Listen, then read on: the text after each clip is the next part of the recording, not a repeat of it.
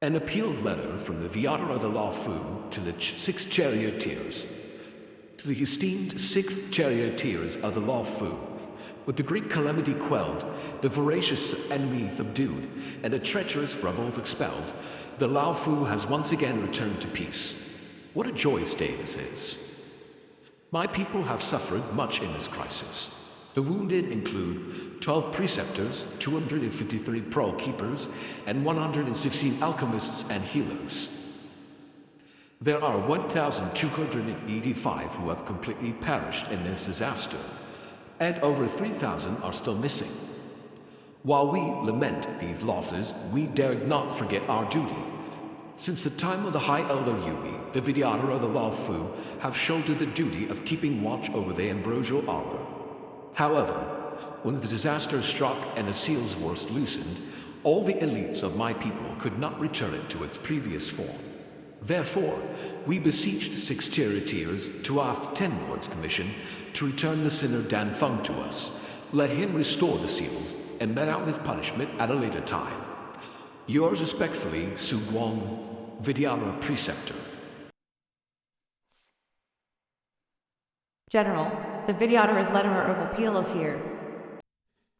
They gave this to the six Charioteers and not to the Ten Lords Commission, probably knowing that the Commission would never reply to them, thus deciding to appeal to the six Charioteers instead. I didn't anticipate my first problem as a general would be something completely unrelated to military affairs.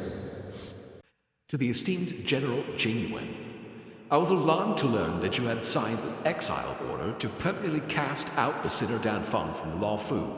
Whereon do you place the reputation of the Lawful's Vidyadhara with this order, General? According to the deal between the Alliance of Kyler and Venti of the Viao Chain, the sinner Dan Feng was to be spared from death and instead suffer the punishment of molting rebirth.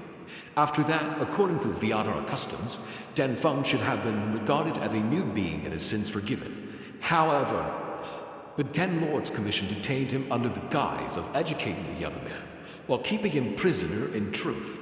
We have endured this for so long due to the truly astounding nature of his sin.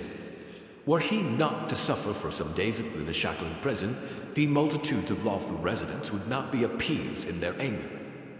However, General, you have arbitrarily terminated his sentence and decided to exile Dan Feng. Was this a consensus reached after a discussion with the six Charioteers? And was this sent to the Marshal to be confirmed? If your action stemmed from your past friendship with Dan Feng, then we regret to inform you that we cannot accept such a sentimental gesture.